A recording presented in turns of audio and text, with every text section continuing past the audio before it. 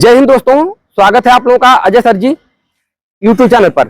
दोस्तों, जब किसी से कोई प्रताड़ित होता है या अपमानित होता है तो उसके अंदर एक ऐसी ऊर्जा आती है, अर्थात समाज से लड़ने की ताकत आ जाती है। आप लोगों ने देखा होगा, और मैंने एक अवध ओझा सर जी का वीडियो देखा था, उसमें उन्होंने उदाहरण दिया था बी.आर. अम्बेडकर जी का और चाणक्य का। उन्होंने कहा कि देखिए समाज से कितना उपेक्षित हुए और आगे जाकर के उन्होंने कितना बड़ा काम किया।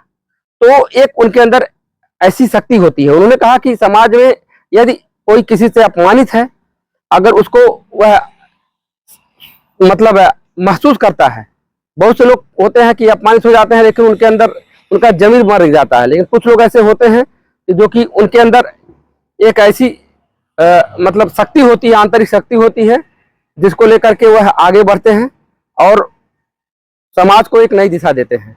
तो मैं आपको बताना चाहता हूं कि इस तरह का भाव अब बहुत से लोगों के अंदर रहता है। अब मैंने इसका अनुभव भी किया है और मुझे भी इससे फायदा भी हुआ है। मैं आपको बताना चाहता हूं कि एक समय की बात है कि मुझे हालात के कारण शिक्षा मित्र की नौकरी ज्वाइन करना पड़ा।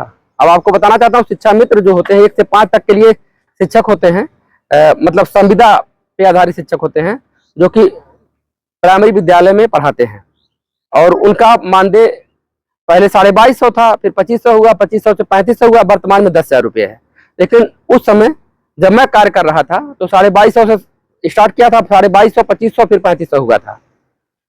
तो मैं आपको एक घटना शेयर कर रहा हूं कि उस समय जब शिक्षा मित्र मेरा सिलेक्शन हुआ था तो उसके बाद बहुत से रेगुलर शिक्षक की भी नियुक्ति हुई। हमारे बाद शिक्षा मित्र के पद में काम कर रहा था, बाद में नियुक्ति हुई।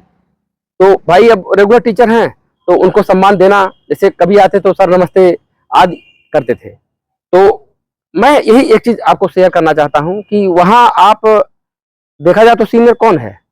मैं शिक्षा मित्र में काम कर रहा था, अर्थात मैं भी शिक्षक को बच्चों को पढ़ा रहा था और उनकी रेगुलर नियुक्ति हुई तो वही बच्चों के पढ़ाने के लिए आए। लेकिन वहां आने पर मुझे ही उनसे नमस्ते करना पड़ता था और उन्होंने नमस्ते का जवाब देते थे, लेकिन कभी भी उनके तरफ से हाथ नहीं बढ़ाया गया कि चलिए कम से कम बंदा बेसिक शिक्षा विभाग में हमसे पहले कार्य कर रहा है और कम से कम इनसे हाथ मिला ले। जैसे क्या होता है कि नहीं होता है, बहुत से लोग ऐसे मिलनसार होते हैं, सोचते हैं कि चलिए कोई बात नहीं, केवल भले संविदा आधारित है लेकिन काम तो वही शिक्षक का ही कर रहे हैं, इनकी भी तो एजुकेशन है, ऐसा तो है नहीं कि बिना पढ़े आ गए हैं, तो कम से कम हाथ बढ़ा देते हैं, एक सम्मान का भाव रखते हैं। लेकिन मैं आपको अनुभव साझा कर रहा हूँ, कभी भी किसी भी रेगुलर टीचर के द्वारा हाथ नहीं बढ़ाया गया, अर्थात वो बेरोजगार से हाथ मिला लेंगे, बात समझिए, वह किसी बेरोजगार प्रतियोगी छात्र से हाथ मिला लेंगे, लेकिन अगर उनके साथ आप संविदा आधारित काम कर रहे हैं तो वह कभी भी आपसे हाथ नहीं बढ़ा करके मिलाएंगे। आप उसे नमस्ते करेंगे, वो नमस्ते जवाब देंगे, अर्थात भले वो आपसे बाद में। अब देखिए इसका मतलब क्या है, इसका मतलब तो यही है कि केवल यहाँ जो है संविदा और रेगुलर टीचर की बातें हो रही है, काम तो आप सेम वही कर रहे हैं, वो भी बच्चों को पढ़ा रहे हैं, हम भी बच्चों को पढ़ा रहे हैं, लेकिन कभी भी हाथ उनके तरफ से नहीं बढ़ाया गया, भाई नमस्ते। और फिर आपको और उदाहरण बता रहा हूँ, ये सब चीजें क्यों बता रहा हूँ, क्योंकि लोगों को संविदा और रेगुलर में फर्क होना चाहिए। अगर आप जानेंगे नहीं तो फिर आप भी आपको भी ये सब चीजें जब सामने आएंगी तो आप कहेंगे कोई बताने वाला था नहीं, नहीं तो अगर मैं जाना होता। तो इसलिए मैं आपको बता रहा हूँ। और एक चीज और आपको बताऊं कि जैसे मान लीजिए अगर आप बैठे हुए हैं और एक ही कुर्सी है, या एक और टीचर बैठे हुए हैं, आप भी बैठे हुए हैं, और मान लीजिए वो रेगुलर भले ही आपके बाद वाले ज्वाइन करने वाले, अगर वो आए, वो आ गए, तो आप कम से कम उनको जरूर क्या होता था कि अरे लीजिए सर बैठिए, या वो कह सकते थे कि अरे बैठिए बैठिए बैठिए हम ले ले रहे कुर्सी। तो उसमें क्या है कि आप उनको कुर्सी देंगे, फिर आप अपनी कुर्सी लेकर आएंगे, या अपना ये भी देखिए कि या तो एक चीज और, या अगर वो बैठे हुए हैं तो अगर पहुंचेंगे तो भले आप सीनियर रहेंगे, लेकिन आपको स्वयं कुर्सी ला करके या बच्चे से मंगा करके आपको बैठना होगा। वो आपको ऐसा नहीं देंगे कि अरे आइए आइए बैठिए, भले आप सीनियर हैं। क्यों? क्योंकि वो यहाँ महसूस करेंगे कि अरे हम तो रेगुलर टीचर हैं और यह क्या है, ये संविदा आधारित शिक्षक है।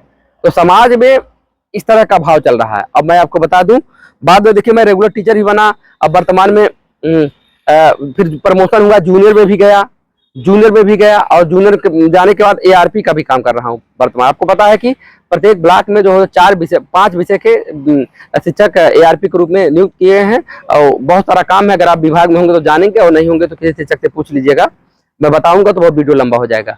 तो मैं काम कर रहा हूँ, लेकिन वर्तमान में आपको स्थिति बता दूं कि अभी भी उस समय के जो शिक्षक जो, अब देखिए ARP का मतलब क्या है, एकेडमिक रिसोर्स पर्सन। अब ब्लॉक में 5 विषय के शिक्षक नियुक्त हैं, अर्थात देखा जाए तो आपका पद बदल गया। आप टीचर से क्या हो गए, एक अलग स्थान ग्रहण कर लिए। बात टीचर भले ही है, टीचर तो है ही, लेकिन चूंकि अब इनका काम होता है शिक्षकों का प्रशिक्षण देना, तमाम चीजें हैं। आप विद्यालय में जाएंगे, सपोर्टिव सुपरविजन भी करेंगे, अर्थात वहाँ विद्यालय का पूरा डाटा भरेंगे। साथ ही साथ जब प्रशिक्षण होगा तो आप प्रशिक्षण भी देंगे।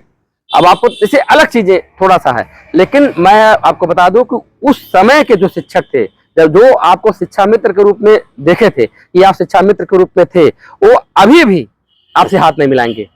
बात समझिए, वो नमस्ते भी नहीं करेंगे। आप पद के बदल गया।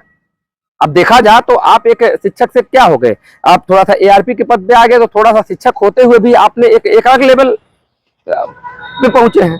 ऐसे शिक्षक पर प्राइमरी से प्रमोशन जूनियर में चले जाते हैं, तो ऐसे ही वहां भी ARP के लिए भी क्या होता है, एक छोटी सी परीक्षा होती है, फिर माइक्रो टीचिंग होती है, फिर उसमें जो सेलेक्ट होते हैं तो जाते हैं। लेकिन मैं आपको बता दूं उस समय के जो आपको जो उनकी निगाह क्या है, उनकी निगाह में अभी भी आप क्या है, अब अभी आपका उतना ही वैल्यू है। जो शिक्षा मित्र वाला जो उनके अंदर वो भाव था ना कि जैसे कि आप शिक्षा मित्र थे, तो वह अभी भी आपको उसी निगाह से देखेंगे। मैंने महसूस भी किया है कि अरे जाने के बाद बहुत लोग कहते हैं, जैसे पहले जब नए पद पे गए थे ARP के रूप में, तो ब्लॉक में दूसरे ब्लॉक में गए थे, तो वहां बहुत लोग कह रहे शिक्षा मित्र ही है।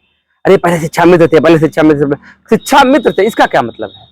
अरे पहले बेरोजगार थे, फिर आज यहाँ कहाँ पहुंचे, शिक्षा मित्र थे, कहाँ पहुंचे, इसका क्या मतलब? वर्तमान में देखना चाहिए कि क्या है, बात समझिए, मतलब तो इससे होना चाहिए। अच्छा ये बताइए, गांव के बहुत से प्रतियोगी छात्र हैं, और आपके सामने आप उनसे मान लीजिए ऐसा भी हुआ होगा कि आपके प्रतियोगी छात्र यहाँ छोटे हैं, तो आप अगर सब लोग बैठे हो तो आप कह सकते हैं अरे बहुत थोड़ा सा हाई कर दीजिए। अब वही लड़का जब IAS हो जाता तभी आप कह पाएंगे?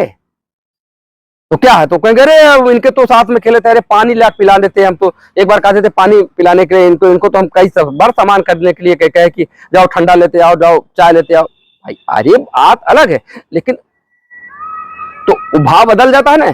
लेकिन यहाँ इस केस में बता रहा हूँ, इस केस में भाव नहीं बदला। लोग अभी भी, जैसे कहने का मतलब है कि बस वही चीज देखेंगे। समाज की दृष्टि इसलिए कहा गया है कि अगर फर्स्ट क्या इंप्रेशन वाली बात होती है ना, वही चीज है कि जब आपको जिस निगाह में लोग देख लेंगे, नए लोग तो आपको सम्मान देंगे, हर चीज देंगे, लेकिन पुराने के दृष्टि में आपको बस वही चीज रहेगा। अरे हमारे समय रहना शिक्षा मित्र का काम करत रहना है, हमारे बड़का भाई गए ना ARP, बात समझिए एकदम, जैसे वह यह भाव रखेंगे। यह मैं एक छोटा सा उदाहरण इसलिए दे रहा हूँ, इसका कोई मतलब नहीं है।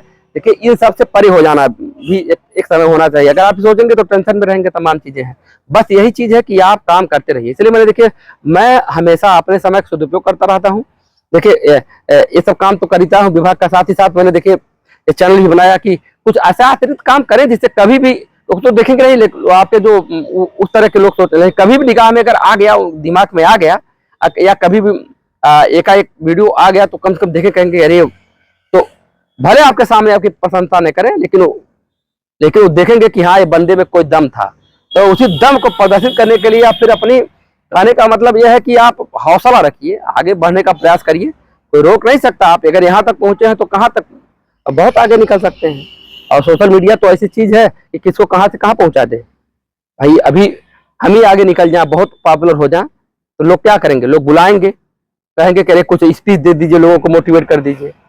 समझ रहे हैं? कब किसके जीवन में क्या आ जाए कोई जानता नहीं है, इसलिए कर्म करना चाहिए। तो इसलिए मैं तो भाई लगा रहता हूँ, आप लोगों से भी कहता हूँ कि आप लोग भी कुछ करते रहिए, और प्रयास किया जा रहा है। बाकी सफलता तो अपने हाथ में नहीं है, लेकिन कर्म न किया जाए तो ये तो भाई मुझसे नहीं हो पाएगा। मैं तो भाई हमेशा इस विश्वास में रहता हूँ कि कर्म करना चाहिए। तो मैं यही चीज साझा कर रहा हूँ कि संविदा जो होता है, संविदा आधारित चाहे पद हो, चाहे शिक्षक हो या कोई भी पद हो, तो यहाँ इस तरह का विरोधाभास देखने को मिलता है।